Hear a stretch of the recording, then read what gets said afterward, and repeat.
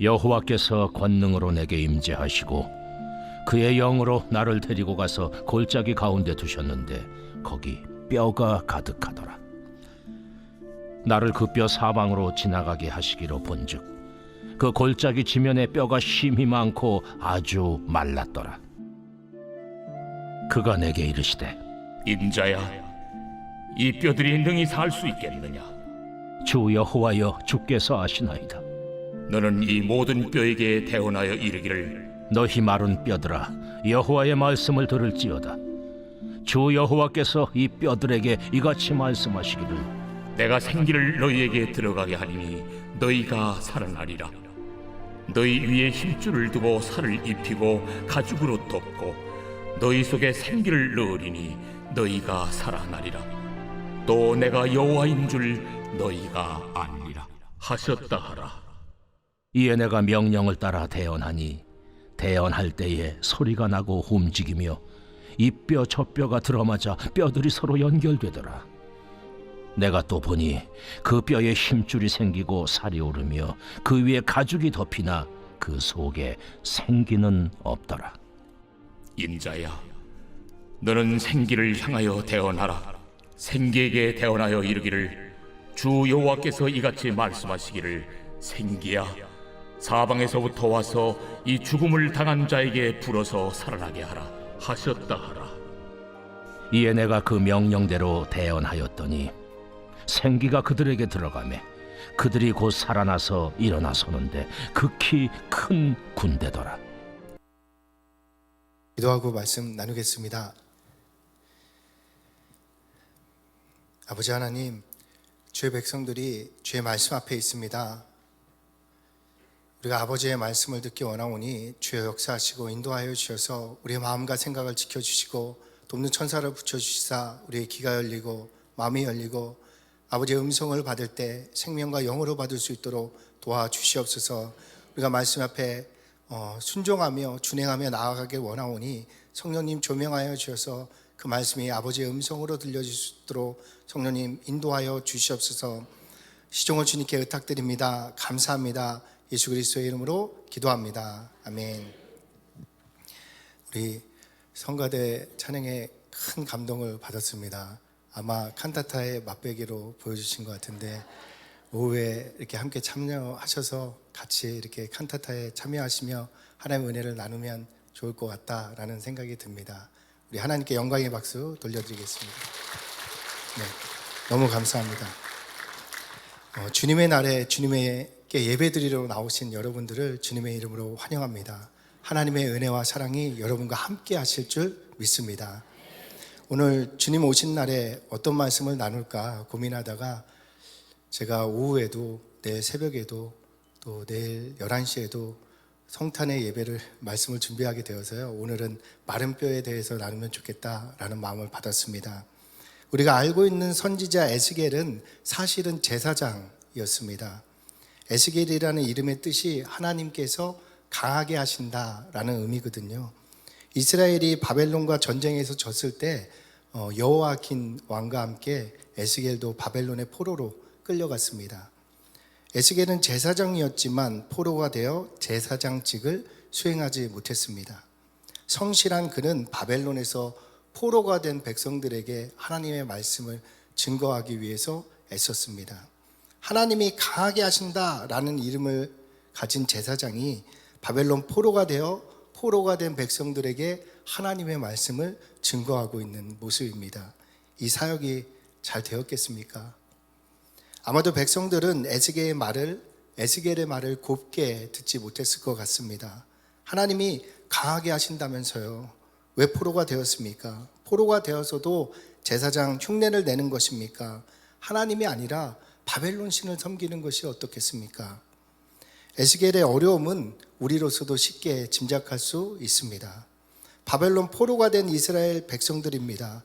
하나님을 섬겼음에도 자녀들과 아내까지 바벨론의 노예가 되었습니다. 그들에게 하나님을 향한 믿음이 일어나기가 쉽겠습니까?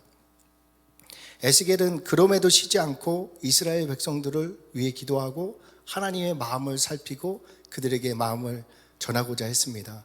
에스겔이 잡고 기도했던 내용이 아마도 역대하 6장 솔로몬의 기도였을 것 같습니다. 역대하 6장 37절을 보면요, 그들이 사로잡혀간 땅에서 스스로 깨닫고 그들을 사로잡은 자들의 땅에서 돌이켜 주께 간구하기를 우리가 범죄하여 패역을 행하며 악을 행하였나이다 하며 자기들을 사로잡아간 적국의 땅에서 온 마음과 온 뜻으로 주께 돌아와서 주께서 그들의 조상에게 주신 땅과 주께서 택하신 성과 내가 주의 이름을 위하여 건축한 성전이 있는 쪽을 향하여 기도하거든 주는 계신 곳 하늘에서 그들의 기도와 간구를 들으시고 그들의 일을 돌보시오며 주께 범죄한 주의 백성을 용서하옵소서. 아멘. 말씀에 익숙한 제사장 에스겔이 이 말씀을 잡고 기도하며 이 말씀으로 유다 백성들을 돌이키는 일들을 포로가 된 바벨론 땅에서 행하고 있었던 것입니다.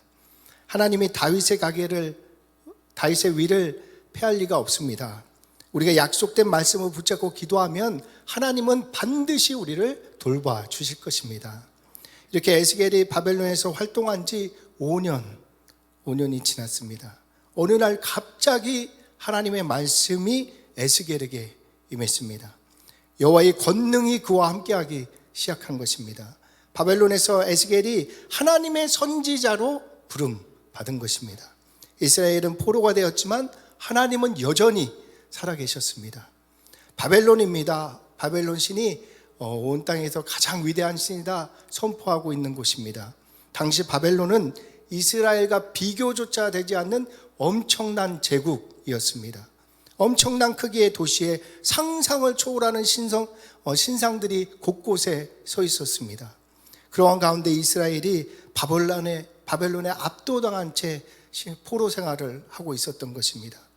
그러한 곳에서 에스겔이 5년 동안 하나님의 크심과 위대하심을 포로된 이스라엘 백성에게 증거하고 있었던 것입니다. 포로가 된 이스라엘에게 제사장의 말씀이 들려지지가 않습니다. 믿겨지지가 않습니다. 그들의 마음에 제사장의 말씀이 닿지 않았습니다. 그럼에도 에스겔은 제사장으로서 끝까지 믿음을 잃지 않고 백성들에게 말씀을 증거했습니다. 이러한 에스겔의 외침에 백성들이 답합니다. 바벨론의 패한 신이 무슨 하나님이냐? 성전도 없는데 내가 무슨 제사장이냐? 바벨론의 엄청난 크기를 봐라. 눈을 떠라. 바벨론의 신이 진짜 신이 아니겠느냐? 이러한 백성들의 비아냥에도 에스겔은 포기치 않고 하나님의 위대하심을 그들에게 증거했습니다. 이 일을 5년 동안 한 것입니다.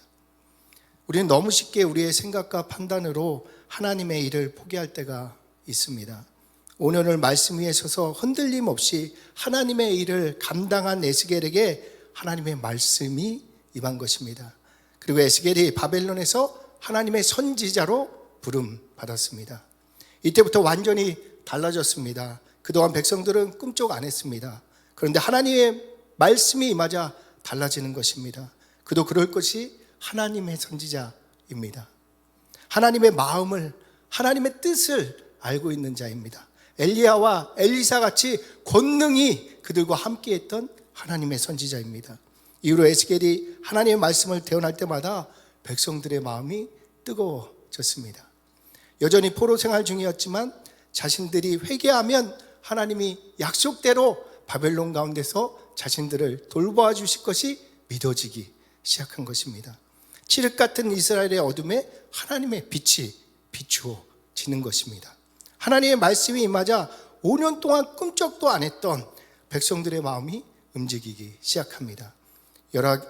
열왕기하 25장 27절로 30절 말씀을 보면요, 포로가 된 지 37년이 여호와긴 왕이 포로로 끌려간 지 37년이 되었을 어느 날 바벨론 왕이 여호와긴 왕을 옥에서 꺼내내었습니다.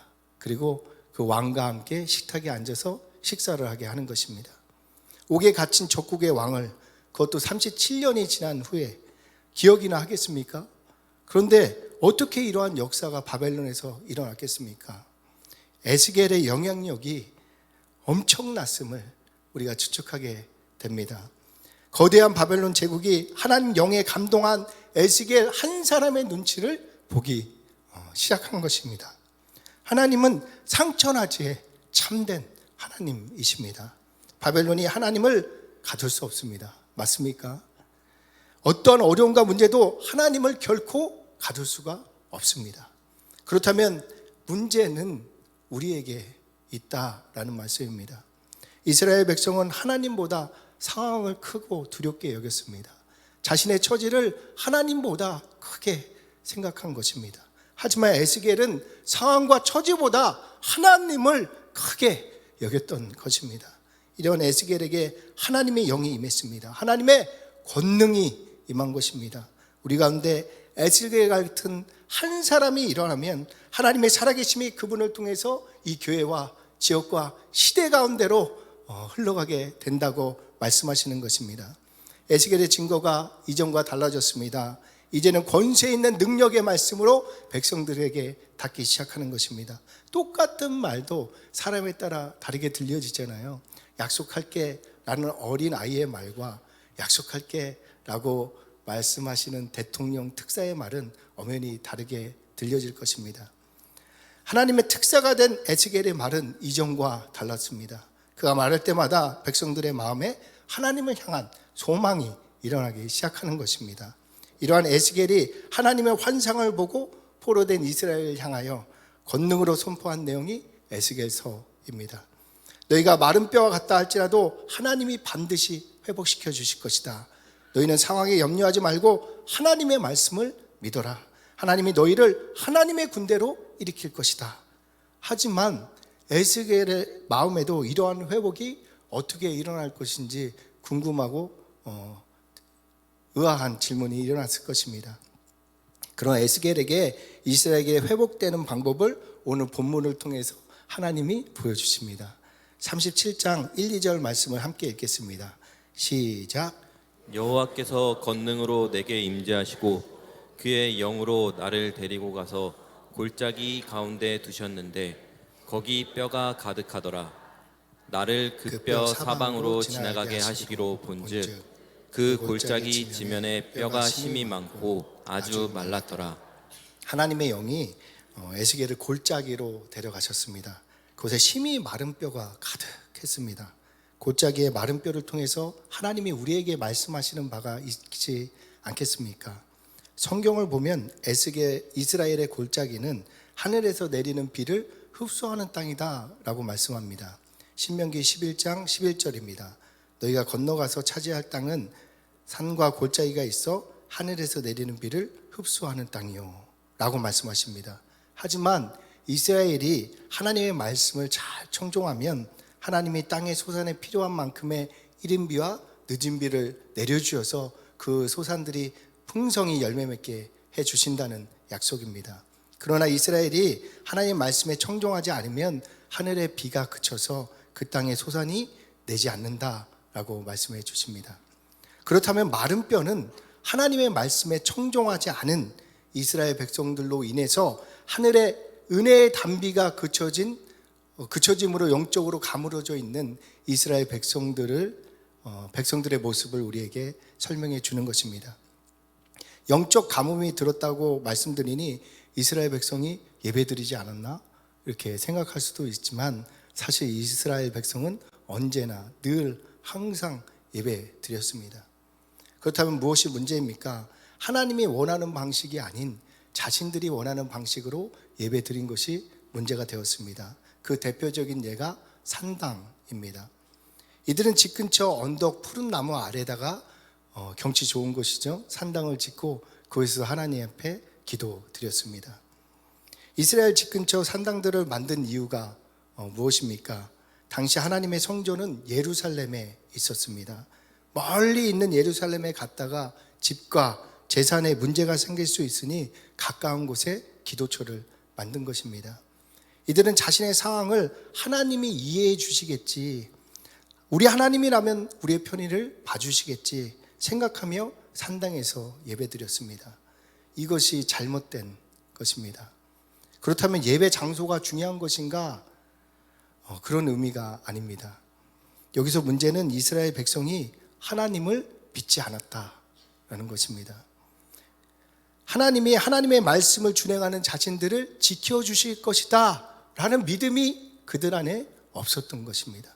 믿음이 없이 드리는 예배는 예배가 아닙니다. 오히려 하나님을 업신여기는 행위가 될 수도 있습니다. 때문에 이스라엘 백성들은 산당에서 하나님을 찾았지만 하나님은 그들을 만나주지 않았습니다. 자신들이 원하는 하나님을 산당에 그들이 스스로 만든 것입니다.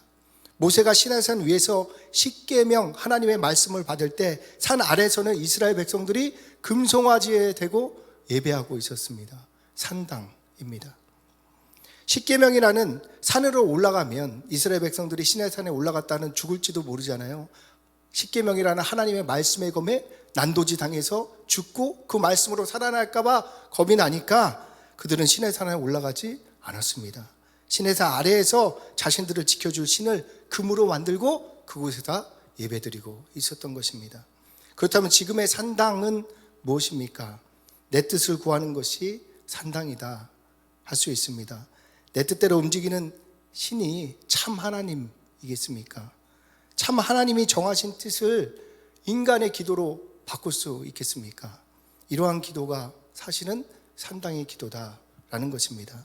반면 성전의 기도는 무엇입니까? 참 하나님께 우리를 향한 완전한 계획이 있음을 믿고 그 하나님 뜻이 우리에게 이루어지기를 기도하는 것이 참 성전의 기도일 것입니다. 이것이 하나님을 참 하나님과 우리 주인으로 모신 분들의 기도의 자세입니다. 그런데 땅의 정욕을 위해 기도하고 있다면 산당입니다. 땅의 정욕을 이루는 신이 하나님이시겠습니까? 땅의 정욕을 이루는 신은 이 땅의 신일 것입니다. 이러한 모습이 마른 뼈입니다. 그냥 뼈가 아니죠. 마른 뼈입니다. 소망이 없는 상태라는 것입니다. 이처럼 소망이 없는 마른 뼈가 이스라엘 백성들의 모습이다라고 성경이 말씀합니다. 5년 동안 에스겔이 말씀을 증거했지만 조금도 미동이 없었습니다. 그러한 마른 뼈가 골짜기에 심이 많았습니다. 3절 말씀입니다. 함께 읽겠습니다. 시작. 그가 내게 이르시되 인자야 이 뼈들이 능히 살 수 있겠느냐 하시기로 내가 대답하되 주 여호와여 주께서 아시나이다. 아멘. 아멘.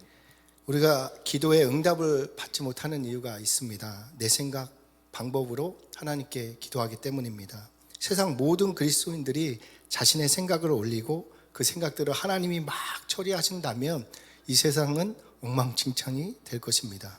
그러니 기도 응답이 없는 것이 어쩌면 다행이라 여겨집니다. 우리는 완전하신 하나님의 계획이 있음을 믿고 그 완전하신 하나님의 뜻을 구하는 기도를 드려야 합니다. 때문에 기도는 내 생각과 내 방법을 버리고 모든 일 전에 하나님의 뜻을 구하는 것입니다. 그러면 하나님이 반드시 우리에게 말씀을 주십니다. 이 감동이 올 때까지 우리는 기도하는 것입니다. 이렇게 기도한 에스겔에게 감동이 임했죠. 마른 뼈가 살겠느냐 하는 마음의 감동이 임한 것입니다.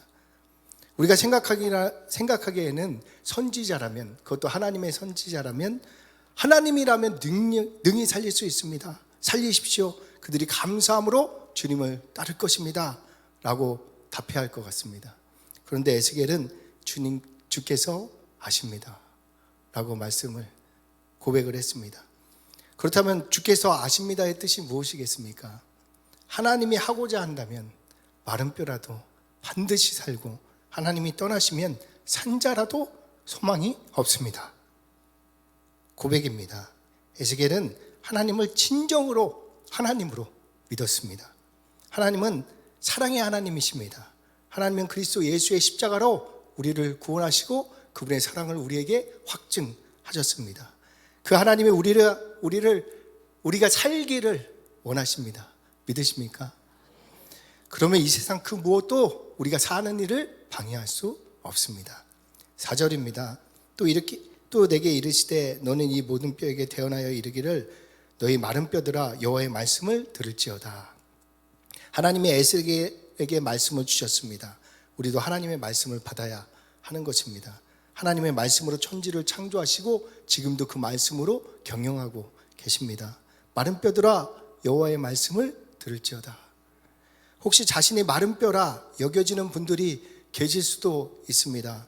여호와의 말씀을 들으시기 바랍니다. 제 말이나 여러분의 기대나 생각을 내려놓고 여호와의 말씀을 찾고 구하고 두들겨서 받으시기 바랍니다. 그때 우리를 향한 하나님의 계획이 뭔지, 그 크고 은밀한 뜻이 무엇인지를 알게 해 주실 것입니다. 5절 6절입니다. 함께 읽겠습니다. 시작. 주 여호와께서 이 뼈들에게 이같이 말씀하시기를 내가 생기를 너희에게 들어가게 하리니 너희가 살아나리라. 너희 위에 힘줄을 두고 살을 입히고 가죽으로 덮고 너희 속에 생기를 넣으리니 너희가 살아나리라. 또 내가 여호와인 줄 너희가 알리라 하셨다 하라. 아멘. 마른 뼈를 향한 분명한 하나님의 뜻이 밝혀지고 있습니다. 생기가 들어가 하나님 앞에서 살아나는 것입니다. 중요합니다. 생기가 드러나지 않으면 하나님 앞에서는 산자가 아니다라는 의미가 되기 때문입니다. 생기는 살아있는 하나님의 말씀입니다. 성령님께서 감동으로 주어주시는 그 하나님의 말씀입니다. 이 말씀을 나를 감동해서 그 말씀의 방향으로 살아가도록 역사해 주시는 그 살아있는 말씀입니다. 하나님은 이 시간 우리에게 이 생기를 부어주고 계십니다. 받으시기 바랍니다. 주님 말씀하여 주옵소서, 우리가 듣겠습니다 라는 자세로 우리가 내 뜻을 버리고 나 자신을 하나님께 내어드릴 때 우리의 주인 되신 하나님의 말씀이 우리에게 생기로 부어지는 것입니다. 7절입니다. 이에 내가 명령을 따라 대언하니 대언할 때 소리가 나고 움직이며 이 뼈 저 뼈가 들어맞아 뼈들이 서로 연결되더라. 에스겔이 한 일은 대언한 것입니다. 하지만 에스겔이 전한 말은 이전과 달랐습니다. 왜냐하면 에스겔이 하나님의 말씀을 받아서 전했기 때문입니다. 우리가 주 예수를 믿으라, 그리하면 너와 내 집이 구원을 받으리라. 이 말씀을 레마로 생기로 받아서 우리가 이 말씀을 대언할 때 우리 주변에 있는 영혼들이 살게 되는 것입니다. 혹 믿음이 없는 분들이 질문을 합니다. 우리 집은 너무 가난해서요, 제게 큰 병이 있어서요, 우리 가정에 큰 문제가 있어서 회복하기가 힘들어요 라고 말하는 분들에게도 이 말씀을 생기로 받았다면 주 예수를 믿으십시오. 그리하면 당신과 당신 집이 반드시 구원을 받을 것입니다. 그런데 다시 묻죠. 믿으면 해결되나요? 정말 나아지나요? 부자 되고 병도 낫고 문제가 해결됩니까? 그것들은 죽어 있는 자들에게나 상관이 있는 문제고 주 예수를 주와 그리스도로 믿으시기 바랍니다. 그러면 반드시 여러분은 살게 될 것입니다.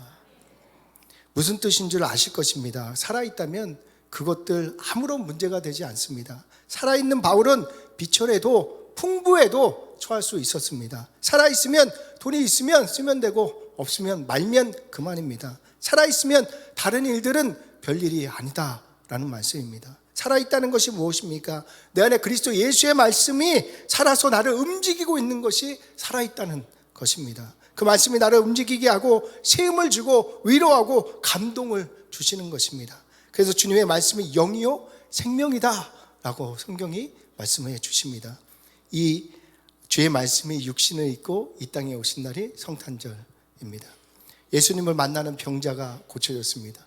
예수님을 만나니 귀신 들린 자가 치유됩니다. 예수님을 만나자 죽은 자가 살아납니다. 이 예수님이 살리는 영이시기 때문입니다. 이제 예수님이 우리에게 성령을 보내주셨습니다. 이 살리는 영 대신 성령님이 우리 안에 말씀으로 임할 때 우리는 산자가 되는 것입니다. 바꿔 말씀드리면 말씀의 감동을 받을 때 우리는 세상 것이 아니라 말씀으로 세임을 얻고 능력을 얻어서 세상을 이긴 자 된다고 말씀하시는 것입니다. 때문에 우리의 구할 바는 이 생명의 말씀입니다. 말씀을 생명으로 소유할 때 삶의 이유와 목적이 다시 한번 우리 가운데 회복되어질 것입니다. 8절입니다. 함께 읽겠습니다. 시작. 내가 또 보니 그 뼈에 힘줄이 생기고 살이 오르며 그 위에 가죽이 덮이나 그 속에 생기는 없더라. 저는 이 말씀을 읽을 때 교회를 생각하게 되었습니다. 겉모양은 같은 교회입니다. 하지만 그 안에 생기가 있는 교회와 생기가 없는 교회가 있습니다. 생기가 있는 교회는 말씀으로 움직입니다. 돈으로 사람 수로 움직이는 것이 아닙니다. 살아있는 하나님의 말씀이 그 교회를 단 한 사람만 있더라도 움직이게 해서 하나님의 살아계심을 증거하도록 역사해 주시는 것입니다. 생기가 없는 교회는 사람의 방법으로 움직여질 것입니다. 많은 백성들이 있어도 하나님의 영을 받은 에스겔 한 사람을 감당할 수 없었습니다. 거대한 제국 바벨론이라 하더라도 하나님의 말씀이 있는 에스겔에게 영향을 꺾을 수가 없었습니다. 시스템도 중요하고 교회 프로그램도 중요할 것입니다. 하지만 본질은 우리 안에 생기가 있는가? 하나님의 말씀이 우리 안에 살아있는가? 지금 우리가 예수를 그리스도로 믿고 있는가? 크리스마스를 맞이하며 우리는 오신 예수님으로 기뻐하는가?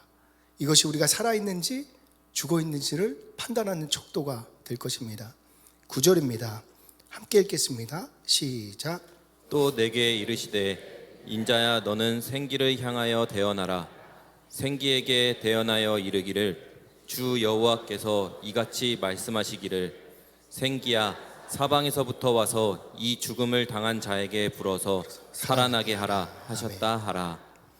예수님이 십자가에 죽으시기 전에도 성령을 받으라 말씀하시고 부활하신 후에도 제자들을 찾아가 숨을 내쉬며 성령을 받으라 말씀하셨습니다. 승천하기 전에도 제자들에게 성령이 임할 때까지 오로지 너희는 기도만 하고 있어야 된다라고 말씀하셨습니다.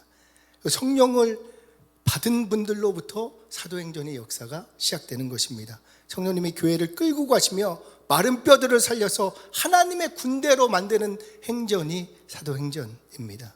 이 길 위에 생명이 있습니다. 이 길 위에 있는 자들에게 환난과 고난과 때로는 죽음까지 찾아오지만 하나님의 말씀이 있기 때문에 이 모든 것을 능히 이기고 나아가는 모습을 사도들이 우리에게 보여주었습니다.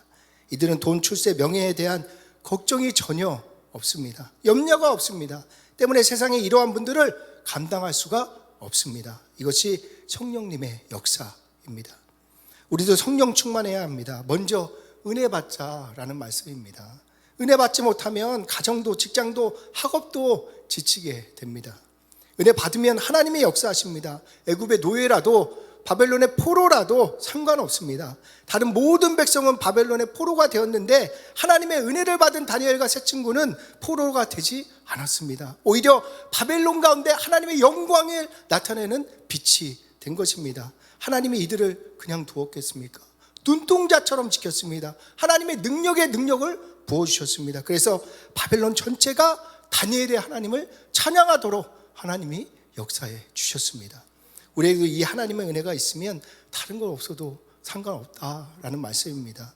이 은혜를 주시기 위해서 2000년 전에 예수님이 이 땅에 오셨습니다. 어떻게 은혜를 받습니까? 예배에 성공해야 합니다. 어떻게 예배에 성공합니까?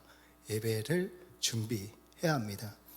하나님을 하나님으로 여기고 크신 하나님으로 예배하시기 바랍니다. 진짜 하나님을 믿는다면 대통령 만나는 것보다 하나님을 예배하는 일에 우리가 좀 더 신경 써야 하지 않겠습니까? 그래야 대통령과 비할 수 없는 하나님을 우리가 만나게 될 것입니다. 예배 전 일찍 오셔서 기도하시면 좋습니다. 자신을 불러주셨음에 감사드리고 한 주간 돌이키면서 회개하면 좋습니다. 그래서 하나님의 음성을 듣기를 준비하는 것입니다. 그래서 정말 은혜 받으면 세상이 감당할 수 없는 자로 현장에서 주님의 영광을 높일 수 있도록 하나님이 역사해 주실 것입니다. 10절입니다. 함께 읽겠습니다. 시작. 이에 내가 그 명령대로 대언하였더니 생기가 그들에게 들어가매 그들이 곧 살아나서 일어나 서는데 극히 큰 군대더라. 아멘. 마른 뼈들이 하나님의 군대가 되었습니다. 훈련 받은 적이 없습니다. 노력한 적이 없습니다. 생기가 들어가니 하나님의 군대가 되었습니다. 하나님은 마른 뼈라도 하나님의 군대로 일으켜 세우시는 전능하신 하나님이십니다. 스스로 마른 뼈와 같다 여겨지는 분들 오늘 말씀을 받으시기 바랍니다. 그래서 하나님의 군대로 일어나시기 바랍니다. 하나님은 능치 못할 일이 없습니다. 다른 생각, 걱정, 염려 다 내려놓으시고 먼저 하나님의 은혜를 받으시기 바랍니다. 은혜 받으면 되어지는 역사가 일어납니다. 은혜 받으면 가사도 즐거워집니다. 업무가 즐거워집니다. 학업도 즐거워집니다. 그러니 다른 이들보다 더 많은 일들을 감당하고 역사가 일어나게 되지 않겠습니까? 세상은 은혜 안에서 즐기는 자를 이길 수 없습니다. 그래서 세상이 그들을 주목합니다. 그리고 세상이 그들을 통해 하나님을 보게 되는 것입니다. 내일은 성탄절입니다. 우리에게 이 은혜를 주시기 위해 예수님이 오셨습니다. 우리의 수고하고 무거운 짐을 해결하시기 위해서 예수님이 오신 것입니다. 우리를 위해 십자가에서 모든 문제를 해결해 주셨습니다. 예수님을 믿는다면 과거의 짐은 주님께 맡기시기 바랍니다. 23년의 수고하고 무거운 마음의 짐이 쌓였다면 다 내려놓고 오늘 말씀과 같이 먼저 하나님이 주시는 은혜를 사모하심으로 하나님의 군대로 일어나는 우리 모두가 되길 예수님의 이름으로 기도합니다. 기도하겠습니다. 아버지 하나님, 2000년 전에 이 땅에 오셔서 우리를 위해 십자가를 지심에 감사합니다. 이제 주께서 우리에게 허락하신 성령 생기를 우리가 받을 수 있도록 역사해 주셔서 주의 말씀이 우리를 소성케 해주시고 하나님의 군대로 세워가시는 일들을 목도하게 역사하여 주시옵소서. 이후로 우리가 한 주를 살아가며 나아갈 때 주께서 함께 하심이 우리를 통해 증거될 것을 믿사오며 감사하며 예수 그리스도의 이름으로 기도합니다.